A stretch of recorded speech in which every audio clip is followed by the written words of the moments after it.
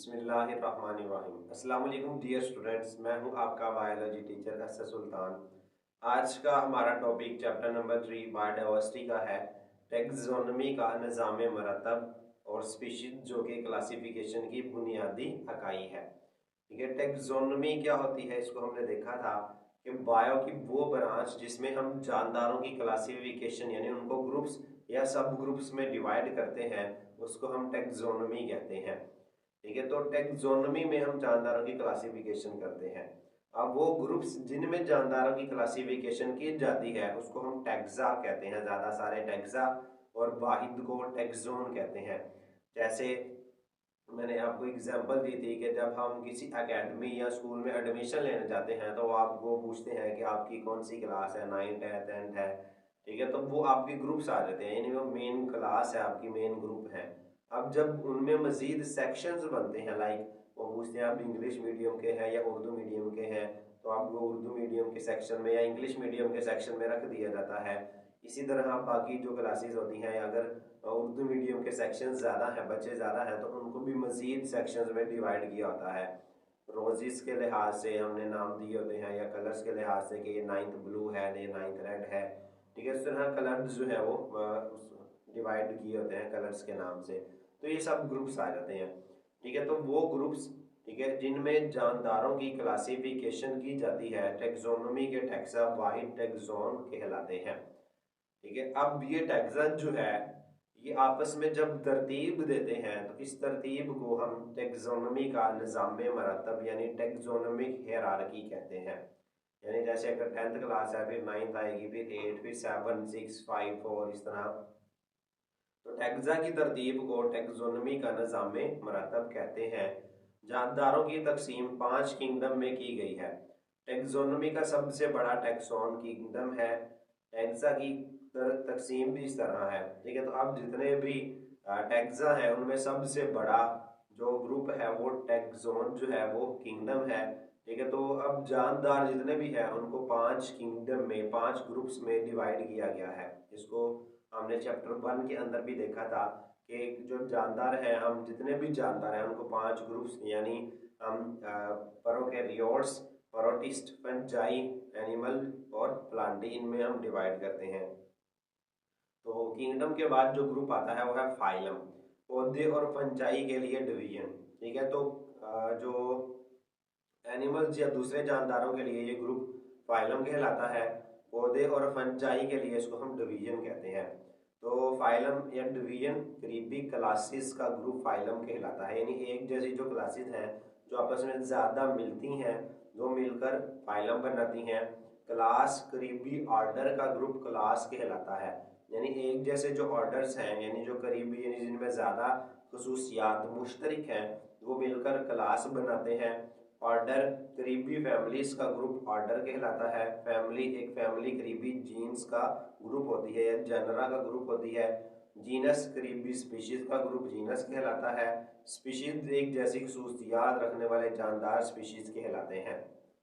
अब ये ऐसे ही है जैसे एक 10th क्लास में बच्चा है, वो 10th क्लास में बच्चे कौन से आए हैं जो 9th क्लास को क्लियर करके आए हैं। ठीक है, 9th क्लास में बच्चे कौन से होंगे जो 8th क्लास को क्लियर करके आए हैं। 8th क्लास में बच्चे वो होंगे जो 7th क्लास को पास करके आए हैं। ठीक है, तो इसी तरह वो जानदार जो एक जैसी खसूसियात रखते हैं उनको हम इकट्ठा करते जाते हैं, जो कि सबसे बेसिक यूनिट से स्टार्ट होता है जो हमारा है स्पीशीज। स्पीशीज जानदारों की बुनियादी इकाई है, यानी सबसे छोटा यूनिट जो है वो स्पीशीज कहलाता है। अब स्पीशीज में वो जानदार आते हैं, चैप्टर नंबर 1 के अंदर हमने इसको देखा था। वो जानदार जो एक आपस में जिनसी तौलीद करके अपनी ही तरह के नए जानदार पैदा कर सकते हैं उनको हम स्पीशीज कहते हैं। ठीक है, तो स्पीशीज जो है जब आपस में एक जैसे स्पीशीज का ग्रुप मिलता है तो उसको जीनस कहते हैं। ठीक है, तो इस तरह जब जीनस मिलते हैं तो अब फैमिली बनती है, इसी तरह ऑर्डर, क्लास, ठीक है, फाइलम बनता है और किंगडम तक मूव करते हैं। अब इनको याद करने के लिए यूजुअली अगर आपको इनकी तरतीब याद है तो तरतीब से आपको इनकी जो डेफिनेशंस है वो खुद ही याद हो जाएगी। तो उसके लिए जो निमोनिक्स निमोनिक्स कहते हैं, कोई भी एक लंबी लिस्ट को याद करने के लिए हम कोई भी एक शॉर्ट वर्ड अपने आसानी के लिए अपने लिहाज से खुद भी बना सकते हैं, उसको निमोनिक्स कहते हैं। यानी किसी भी लिस्ट या किसी भी लंबे टॉपिक को जो है वो आसान करने के लिए हम कोई उसको फनी वे में याद करने के लिए कोई हिंट बना लें, उसको हम निमोनिक्स कहते हैं। इनके लिए जो निमोनिक्स यूजुअली मैं बच्चों को बताता हूँ वो किडको FG स्कूल है, ठीक है, KD किड CO को किडको FG स्कूल, ठीक है। अब K से मुराद है किंगडम, D से मुराद है डिवीजन, ठीक है, C से मुराद है क्लास, O से मुराद है ऑर्डर। तो किडको आगे F से मुराद फैमिली, G से मुराद जीनस, और स्कूल जो है वो उसका पहला वर्ड S यानी स्पीशीज। तो अब इनकी तरतीब याद होगी तो आपको जो है वो ऑलरेडी इनके नाम जो है इनकी जो डेफिनेशन है वो याद हो जाएगी। किंगडम एक जैसे या करीबी जो डिवीजन का ग्रुप है, डिवीजन करीबी क्लास का ग्रुप है, क्लास करीबी ऑर्डर का ग्रुप है, ऑर्डर करीबी जो है वो फैमिली का ग्रुप है, फैमिली करीबी जीनस का ग्रुप है, जीनस करीबी स्पीशीज का ग्रुप है। स्पीशीज जो है वो एक जैसी खसूसियात रखने वाले जानदार कहलाते हैं, ठीक है। तो इस तरह से आपको जो है वो तरतीब याद हो जाएगी और डेफिनेशन भी सबकी याद हो जाएगी। MCQs के हवाले से भी चीज़ें पूछी जाती हैं। तो ये एनिमल्स, ठीक है, एनिमल्स में ह्यूमन बीइंग्स इंसान, और प्लांट्स में पी प्लांट, उनकी क्लासिफिकेशन दी गई है। सबसे पहले ह्यूमंस का, तो इंसान का जो किंगडम है वो किंगडम एनिमीलिया है, फाइलम जो है वो कॉर्डेटा है, क्लास में मीलिया है, ठीक है, ऑर्डर इनका प्राइमेट्स कहलाता है, फैमिली होमिनाइडी है, जीनस होमो है, स्पीशीज होमो सेपियंस। तो ये होमो सेपियंस याद रखिएगा इंसान का साइंसी नाम भी है, ठीक है, तो ये साइंसी नाम भी आता है स्पीशीज जो है इंसान का। और प्लांटी अगर हम बात करें मटर की तो किंगडम प्लांटी आता है, जो इनका फाइलम है वो मैग्नोलियोफाइटा है, क्लास मैग्नोलियोप्सिडा है, ठीक है, ऑर्डर फीबेल्स है, फैमिली फीबेसी है, जीनस पाइजम है और स्पीशीज पाइजम सैटिवम है, ठीक है। तो ये जो है वो इनको मतलब हम मजीद सब ग्रुप्स के अंदर डिवाइड करते हैं। तो मटर का साइंसी नाम पाइजम सैटिवम है, शॉर्ट के हवाले से इम्पोर्टेंट है, MCQs में भी ये चीज़ें आती हैं। उसके बाद आता है स्पीशीज क्या होती है। इसकी डेफिनेशन जो है वो हम चैप्टर 1 के अंदर भी देख चुके हैं।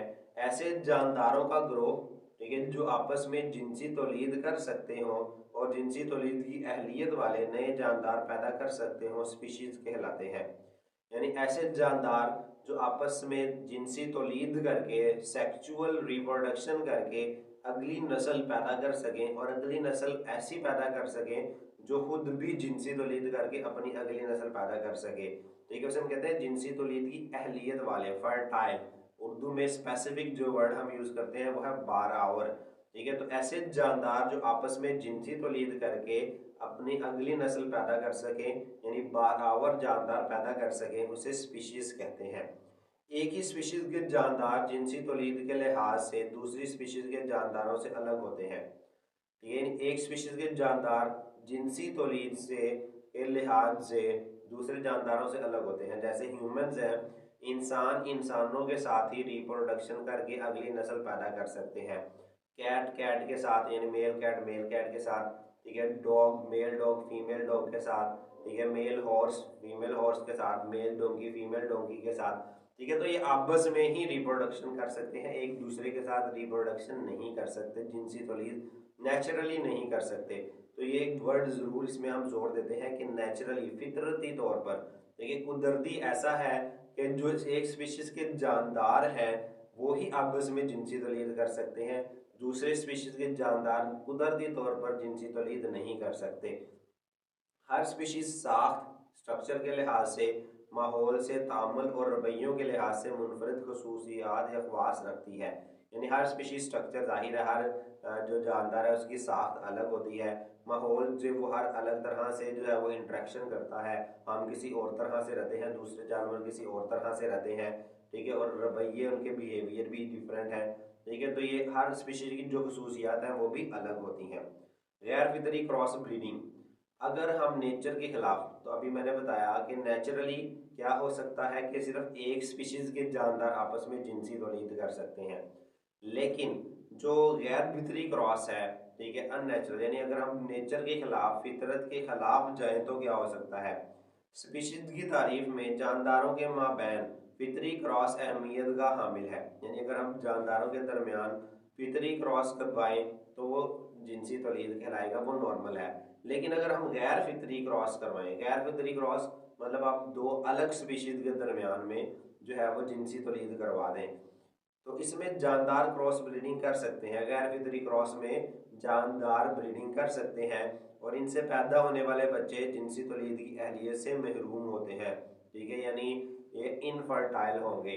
अब इसमें गैर फितरी क्रॉस में यानी जो क्रॉस ब्रीड है इसमें होता क्या है, इसमें हम दो अलग लेकिन करीबी स्पीशीज, ठीक है, यानी दो मुख्तलिफ स्पीशीज लेंगे लेकिन वो आपस में ज़्यादा मिलती जुलती हों। जैसे डोंकी और हॉर्स आपस में ज़्यादा मिलते हैं बनिस्बत इसके कि हम डोंकी को किसी जो है वो बकरी के साथ, किसी गाय या भैंस के साथ जो है वो कंपेयर करें, ठीक है। तो घोड़ा और गधा जो है वो ये ज़्यादा आपस में खसूसियत रखते हैं। तो अब लेकिन इन दोनों की स्पीशीज अलग है, हॉर्स की स्पीशीज अलग है, डोंकी की स्पीशीज अलग है। तो अगर हम इन दोनों के दरमियान में रिप्रोडक्शन करवा दें तो ये क्रॉस ब्रीड कहलाएगी। अब उससे जो नया जानदार पैदा होगा ना वो इनफर्टाइल होगा, ठीक है, वो जिनसी तौलीद की अहलियत से महरूम होगा, जिसको हम जो है वो मूल कहते हैं, खच्चर। यानी जब हम नर गधे और मादा घोड़ी के दरमियान गैर फितरी क्रॉस करवाएं, ठीक है, अब गधा अलग है, मादा घोड़ी अलग है, तो जब नर गधा और मादा घोड़ी के दरमियान गैर फितरी क्रॉस से खच्चर पैदा होता है जो जिनसी तौलीद नहीं कर सकता, तो ये साइड पे आपको दिखाया गया है मूल खच्चर। तो अब ये जो है, ठीक है, तो ये हमारे पास मूल है, ठीक है। अब इसमें ये दोनों घोड़े और गधे दोनों से मिलता जुलता है, तो इसमें जिनसी तौलीद नहीं हो सकती, मतलब ये खुद अपने तौर पर अपनी अगली नस्ल पैदा नहीं कर सकता। तो नेचर के खिलाफ जाने का जो है वो ये अंजाम होता है।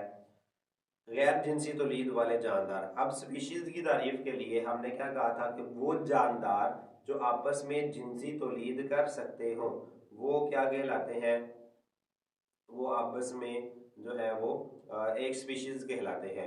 अब वो जानदार जो जिनसी तौलीद कर ही नहीं सकते, जो सेक्सुअल रिप्रोडक्शन कर ही नहीं सकते, तो उसके लिए हम स्पीशीज की डेफिनेशन कैसे करेंगे। तो स्पीशीज की पहचान के लिए जिनसी तौलीद का अमल ऐसे जानदारों में मयार नहीं बनाया जा सकता जिनमें गैर जिनसी तौलीद होती हो और वो एक दूसरे के साथ जिनसी अमल नहीं करते, मसलन कई यूनिसेलुलर जानदार, ठीक है। तो स्पीशीज जो है वो जानदारों की पहचान, ऐसे जानदारों की पहचान के लिए एक स्केल, एक मायार नहीं बन सकता जो गैर जिनसी तौलीद कर सकते हो, जैसे यूनिसेलुलर जानदार, यानी वो जानदार जिनमें सेक्सुअल रिप्रोडक्शन होती ही नहीं है, यानी जैसे बैक्टीरिया है, तो उसको हम कैसे एक स्पीशीज में एडजस्ट करेंगे कि ये इस स्पीशीज के साथ ताल्लुक रखते हैं जबकि उनमें सेक्सुअल रिप्रोडक्शन होती ही नहीं, ठीक है। इसलिए स्पीशीज जो है वो यूनिसेलुलर ऑर्गेनिज्म के लिए एक मायार नहीं बन सकती।